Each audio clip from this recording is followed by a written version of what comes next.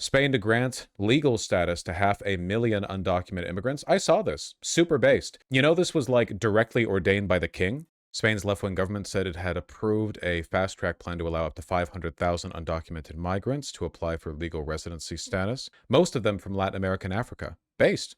One of the largest regularizations seen in Europe in years. Based. What's fueling economic growth in Spain? There's economic growth in Spain? That's news to me. A boom in construction on the beaches and in the cities. Spain's economy is humming, but it all depends on foreign workers. They are, in fact, the solution to our labor shortage. Without support from abroad, we wouldn't have been able to welcome so many tourists. Whether in Marbella or Madrid, Spain's construction industry is back in full swing. But the days when locals rush to building sites for quick cash are over. Today, new projects rely on migrant workers like Hamid Murray from Morocco. For job seekers, it's a golden opportunity. Hamid and Alejandra from Colombia are part of a growing community. 90% of all new jobs created in the past 2 years have been filled by immigrants. These jobs have emerged mainly in the fastest growing sectors: tourism, hotels, and restaurants. It's no surprise. In just 2 years, Spain welcomed 20 million more visitors. Wow. At the same time, around 600,000 migrants arrived seeking. Wonder how they're paid? Spain has pretty decent labor protections. I'd like to believe that, you know, I'd like to hope that these people are getting treated well. It's worth keeping in mind that there is like an underlying evil here, right? I am in favor of more immigration, right? Naturalization, whatever else. But I don't like the idea that this work can only be done by immigrants, you know? You can pay locals a fair wage too. I just wish it was done hand in hand. I don't like the idea of whole industries being like relegated to immigrant labor, you know? Work. And they're finding it in roles many Spaniards no longer want.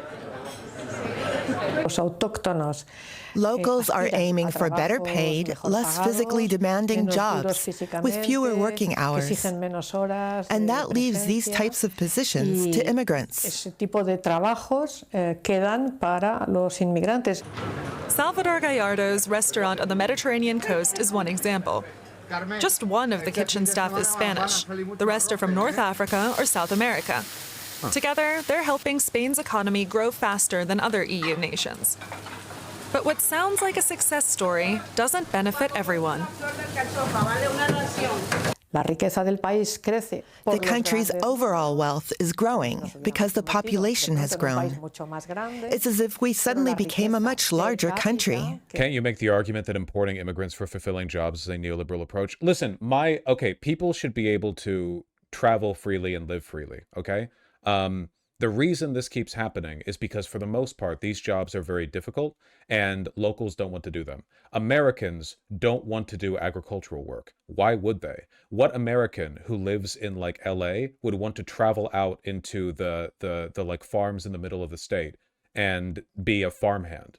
You know, incredibly tough work, incredibly bad pay. The only way to address this, like truly address this, is really, really strict labor standards where everyone gets treated the same, everyone gets paid the same, and everyone gets the same protections when it comes to the mandatory 2-hour siestas that all Spaniards enjoy. Therefore, there's no longer an incentive to go after the lower standards of immigrant labor, you know? Immigrants are willing to work harder, but that doesn't mean they should have to. But per capita income, which is what actually matters to most people, is still lagging. Yeah, no money would persuade most people to work like physical jobs. Yeah, unfortunately, and this really does suck. And like, I'm not trying to like prompt all of you to get into the calisthenics the way that I am or whatever, but this is like an actual fact. A lot of people who live as Westoids are just too fat and dumb and weak to do physical labor. Working on a farm, construction work, a lot of people just can't do it. Like physically, they literally can't do it. Whereas a lot of immigrants come from places where they haven't had the opportunity to sit at home on their computer for 12 hours a day. So it's, you know, It's not just Westoids, it's just Americans. There's a bit of an overlap there. The more your economy shifts into like high-tech service work, tech, that kind of stuff, the fewer people there are that are going to be primed for physical labor. But construction will always be physical labor. Yeah, I'd love to shorten my life expectancy by 20 years. Listen, with good labor protections, construction work, factory work, agricultural work, they could all be good jobs. None of these jobs need to destroy your body. We just have accepted standards that we're like, oh yeah, of course they're like that. Well, they don't have to be like that. But yes, if you want to do construction work, you need to be physically strong or you will injure yourself. Like, you can still injure yourself if you're physically strong, but you need to be physically strong and careful and diligent and benefit from workplace protections. And the government needs to strictly regulate that so that, you know, construction firms can't just keep hiring people who are willing to forego their rights in favor of getting burnt out constantly. All of this is possible. All of this can be done. I was a line cook for 10 years. I really loved it, actually, but it took a huge toll on me. 13 to 17 hours a day all week, dehydrated all the time. Yeah, it shouldn't be like that. That's insane. You should not be working 13 to 17 hour days dehydrated the whole time. Nobody should be working like that, you know? There are so many jobs where we've just accepted that, like, no, it's supposed to suck. It doesn't have to suck. You need to understand a lot of construction workers are genuinely suicidally retarded. They'd rather die at work safely, aka like a pussy. No, but they're encouraged to be like that. That's a work culture that's manufactured by capital. Construction firms incentivize that behavior because they want people they want the construction workers who are suicidally retarded, who won't care as much about crossing all the T's and dotting all the I's. You know, like, they're working class. Of course they're stupid. We know that, all right? But like, these standards are being facilitated. They're being encouraged. Yeah, you got to force them to take a break. Ha crecido suficientemente. One reason is that Spain has long struggled with low productivity. Simply adding more workers isn't enough, especially in construction. Companies are now looking for greater efficiency, also driven by ongoing labor shortages. The plan is to use automation to build more quickly and make the sector more attractive. We're also trying to reach out to groups that don't usually see themselves in our industry, such as young people and women.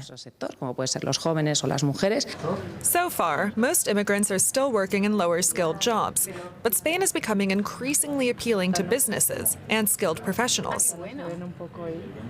Even Andalusia, long known mainly... How is the socialist chat this anti-work? Oh my god. Listen, okay? Every socialist hates the wealthy. That's easy. Are you brave enough to hate the poor too? I am.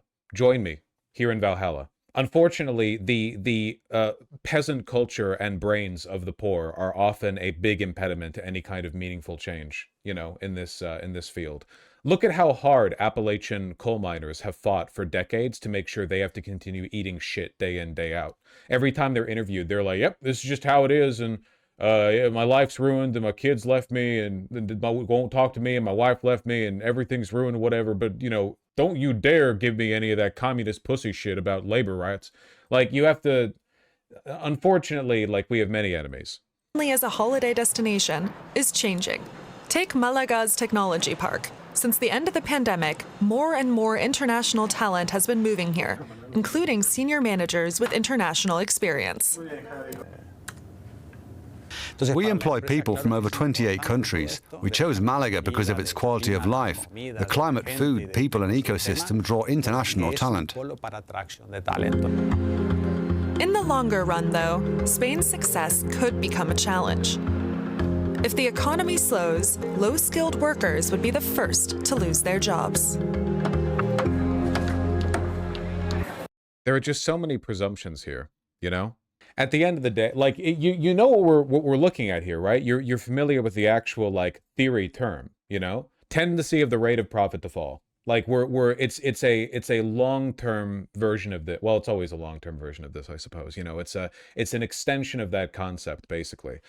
Construction does not need to be hyper-efficient. Nothing needs to be hyper-efficient. The whole point of making society more efficient and more optimized is that you have excess labor and wealth that you can then direct towards your like, if you are more efficient in your day finishing chores, then you now have more time in your day to dedicate to other stuff. If you're more efficient in one element of your life, that doesn't necessarily mean you are now required to be more efficient in every other element. You're supposed to be giving yourself breathing room here.